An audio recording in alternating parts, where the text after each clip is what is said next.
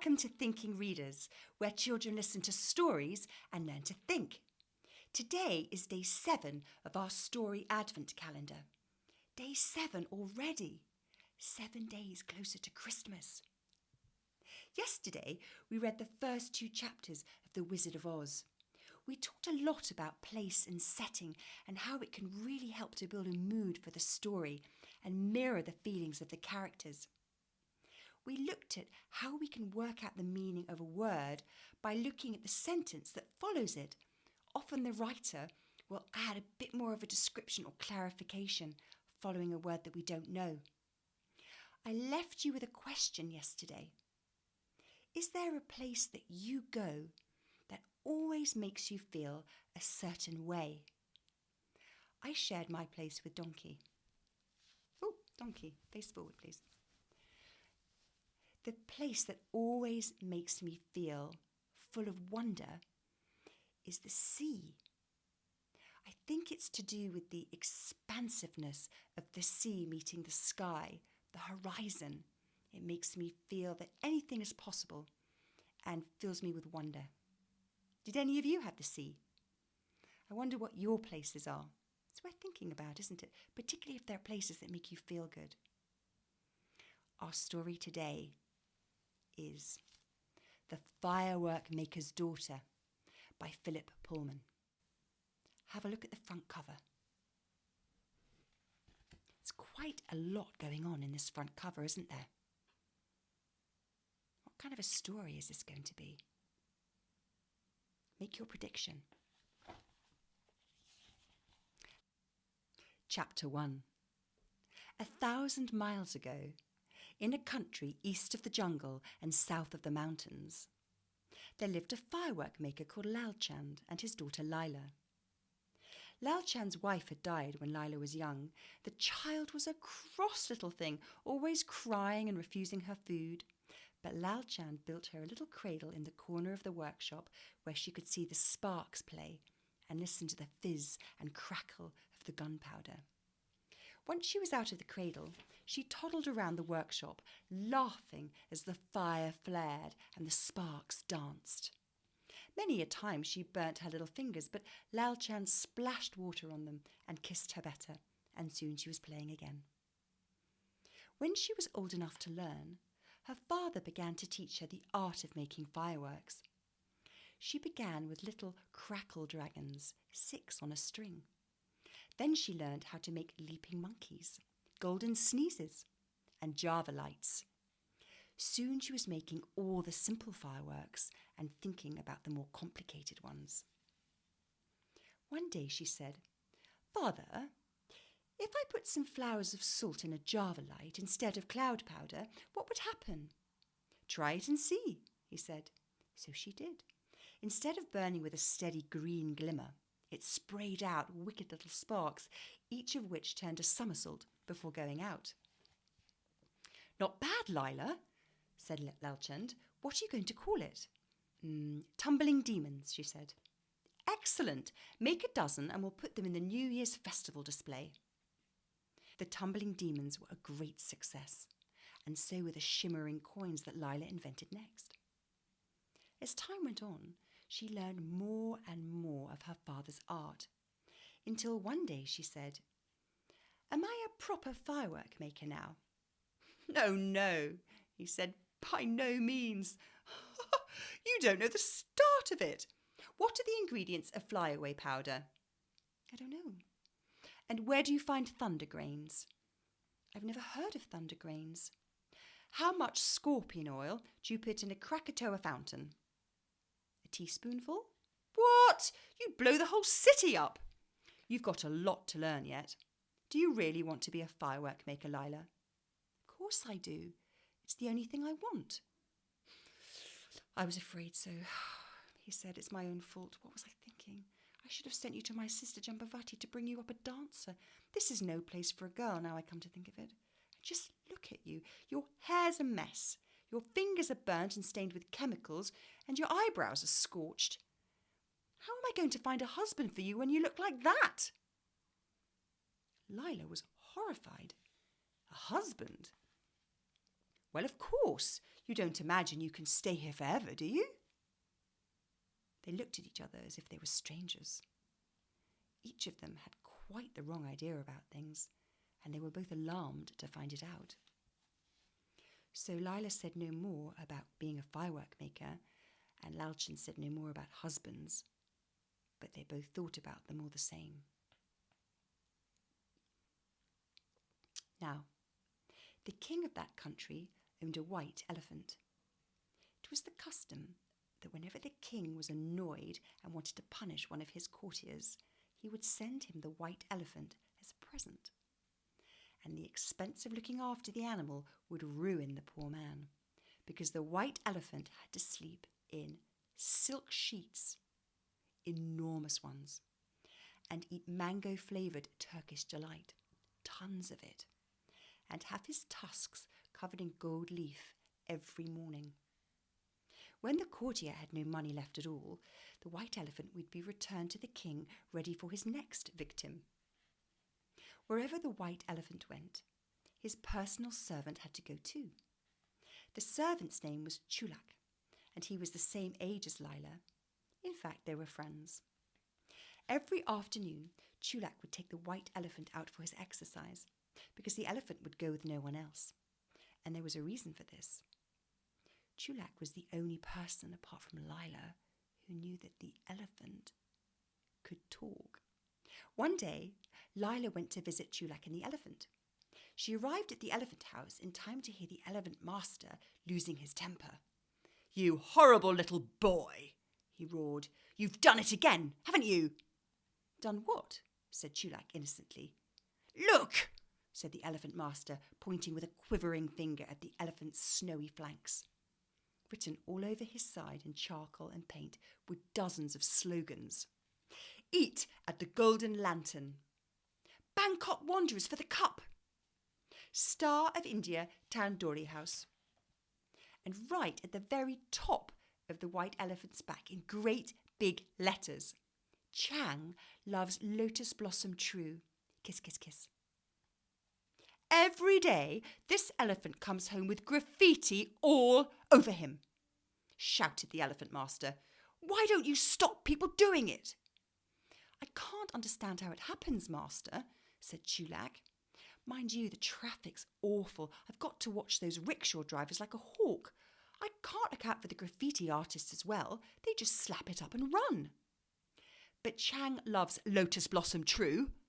Must have taken a good 10 minutes on a ladder." "Yes, it is a mystery to me, master. Shall I clean it off?" "All of it. There's a job coming up in a day or two and I want this animal clean." And the elephant master stormed off, leaving Chulak and Lila with the elephant. "Hello, Hamlet," said Lila. "Hello, Lila," said the elephant. "Look what this obnoxious brat has reduced me to, a walking billboard." "Stop fussing," said Chulak. "Look, we've got 18 rupees already, and 10 annas from the tandoori house, and Chang gave me a whole rupee for letting him write that on the top. We're nearly there, Hamlet." "The shame," said Hamlet, shaking his great head. "You mean you charge people to write on him?" said Lila. "Of course," said Chulak. "It's dead lucky to write your name on a white elephant. When we've got enough, we're going to run away. Trouble is, he's in love with a lady elephant at the zoo. You ought to see him blush when we go past, like a ton of strawberry ice cream." "She's called Frangipani," said Hamlet mournfully, "but she won't even look at me.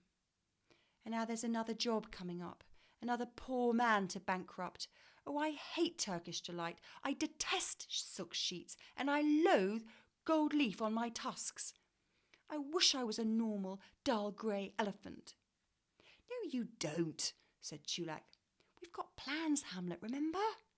I'm teaching him to sing, Lila. We'll change his name to Luciano Elefanti, and the world will be our oyster."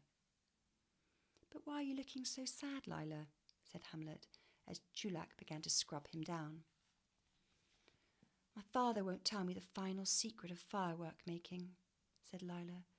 "I've learnt all there is to know about flyaway powder and thunder grains, scorpion oil and spark repellent, and glimmer juice and salts of shadow. But there's something else I need to know, and he won't tell me." Tricky," said Chulak. "Shall I ask him for you?"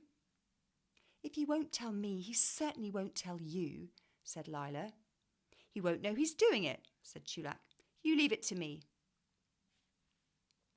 So that evening, after he'd settled Hamlet down for the night, Chulak called at the firework-maker's workshop. It lay down a little winding alley full of crackling smells and pungent noises, between the fried prawn stall and the batik painters. He found Lalchand in the courtyard under the warm stars, mixing up some red glow paste. "Hello, Chulak," said Lalchand. "I hear the white elephant's going to be presented to Lord Paraquet tomorrow. How long do you think his money will last?" "A week, I reckon," said Chulak. "Though you never know. We might run away before then. I've nearly enough to get us to India. I thought I might take up firework making when we got there. Nice trade." "Nice trade, my foot," said Lalchand. "Firework making is a sacred art. You need talent and dedication and the favour of the gods before you can become a firework maker. The only thing you're dedicated to is idleness, you scamp. How did you become a firework maker then?" "I was apprenticed to my father, and then I had to be tested to see whether I had the 3 gifts." The 3 gifts, eh?" said Chulak, who had no idea what the 3 gifts were. Probably Lila did, he thought. "Did you have them?" "Of course I did." "That's it. Sounds easy. Bet I could pass that test. I've got more than 3 gifts." "Pfft," said Lalchand. "That's not all. Then came the most dangerous and difficult part of the whole apprenticeship. Every firework maker," he lowered his voice and looked around to make sure no one was listening, "every firework maker has to travel to the Grotto Ezrazvini, the fire fiend in the heart of Mount Parapi, and bring back some of the royal sulphur. That's the ingredient that makes the finest fireworks.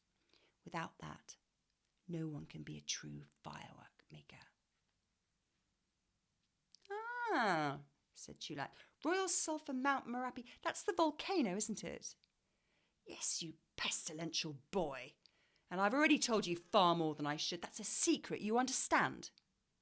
"Oh, of course," said Chulak, looking solemn. "I can keep a secret." And Lalchand had the uneasy feeling that he'd been tricked, though he couldn't imagine why. Isn't Chulak great? He's a little entrepreneur, a little businessman in the making. Let's try and recap the story so far. I'm going to put my fingers up for our bullet points, and you're going to say who the character is, the main character. Lila, exactly. Where she is. She's east... Sorry, I'm interrupting you.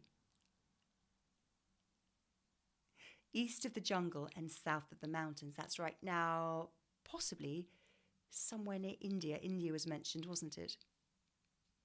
What's the problem? Exactly. Lalchand, her father, the firework maker, won't tell her the final secret about how she can become a firework maker herself. So, what's the result of this?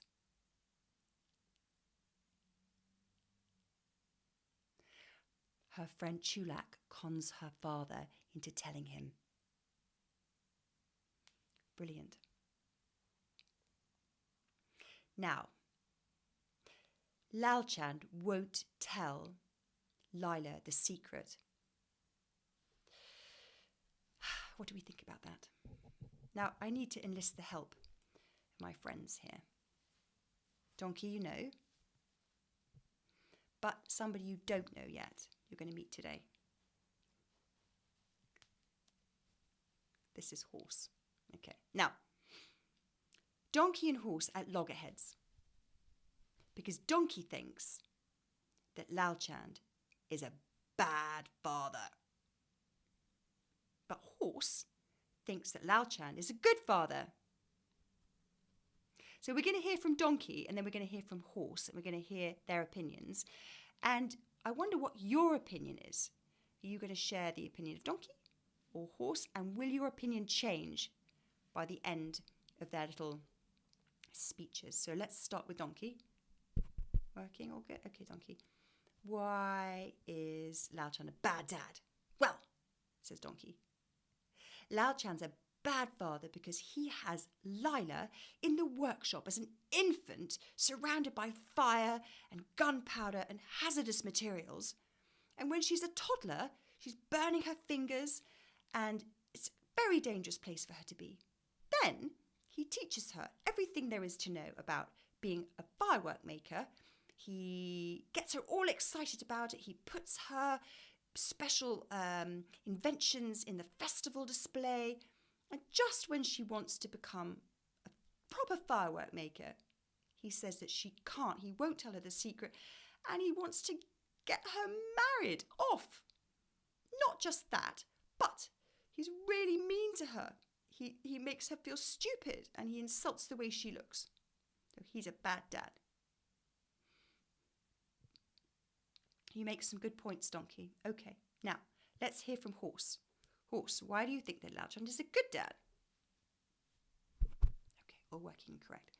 I think that Lalchand is a great dad because he is looking after Lila all by himself. He has to work, so he has to put her in the workshop. He doesn't have a choice.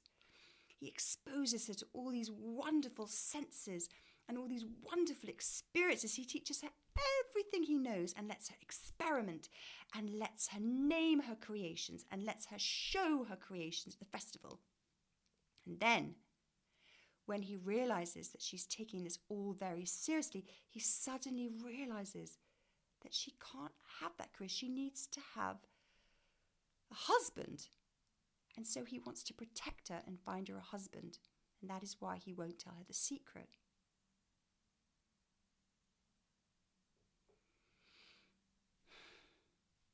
Okay.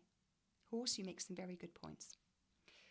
Who do you think has a better argument, donkey or horse? Now, is there room for an opinion somewhere in between donkey and horse? Can Lalchand be a good father and also not a good father? What do you think? Do you think about Lalchand? There's no right answer, by the way. It's just what you think. You just think about your reasons why you think that way. All right? Okay, thank you. Now, this is a very magical setting, isn't it? This firework scene. Now, we enter this magical word immediately from the first sentence of the first chapter. Actually, we only read the first chapter today. So the first sentence says, 1,000 miles ago. What strikes you about that? 1,000 miles ago. What did you expect it to say? When I said 1,000 miles, what did you think I was going to say? 1,000 miles away. Or 1,000 years ago.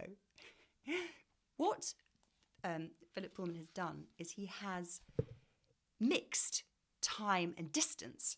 And by doing that, he's created sort of confusion in our brain. He's made sort of us realize that we're not talking about a normal time. This is a magical time. And he also does that when Chulak goes to visit the firework maker to try and extract the information for Lila. As we're entering the alley where the firework maker is working, the description goes as follows. It was an alley full of crackling smells and pungent noises. Now, this technique is called synesthesia, when we cross-wire the senses. So instead of a pungent smell and a crackling noise, we have a pungent noise and a crackling smell. Did you notice that when I was reading? Did it sound a bit odd and you thought, oh, wait a second? So it's almost as if he's mixing his adjectives that go with the senses in a sort of a way as if he were making a firework himself, putting a bit of powder there, mixing it all, and coming up with a different kind of firework, a little bit like Lila was doing when she was creating new kinds of fireworks. So that people actually have synesthesia, where they see numbers as colours or they hear smells, and it must be a very interesting world to live in if you have that. But you can see how it makes a very vivid experience. You really take note. Now, a word that Lalchand used to scold Chulak was pestilential. He says he's pestilential. And I wondered if we could figure that word. If we don't know that word, how we could figure that word out. Have a go. How could you figure out the word pestilential if you didn't know what it was? We know it's not a compliment, don't we? We know that he is not complimenting Chulak. He's already called him idle.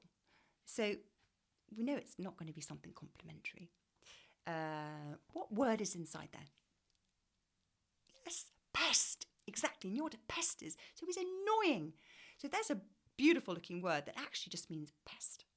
Now, another way, if you hadn't, for example, known the word detest or loathe, you could figure it out from the word hate. So when Hamlet is saying how much he really doesn't like, in fact, he hates going to these courtiers' houses, and he absolutely detests silk sheets and loathes having his gold tusks covered in gold. We can figure out the meaning of detest and loathe from the word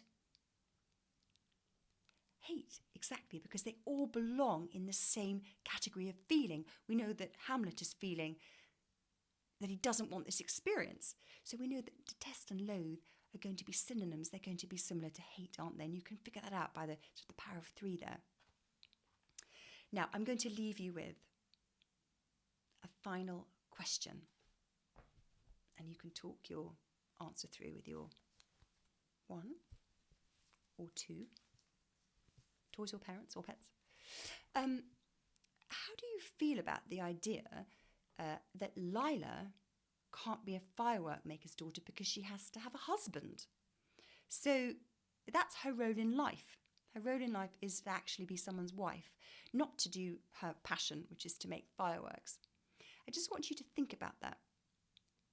Have a think about how you would feel, whether you're a boy or a girl, doesn't matter. How would you feel if you were not allowed to follow your passion, but you had to get married and find a husband, find a wife instead? So think about that, have a chat with somebody or something, and I will see you tomorrow for day 8 of our Story Advent Calendar. Until then, bye.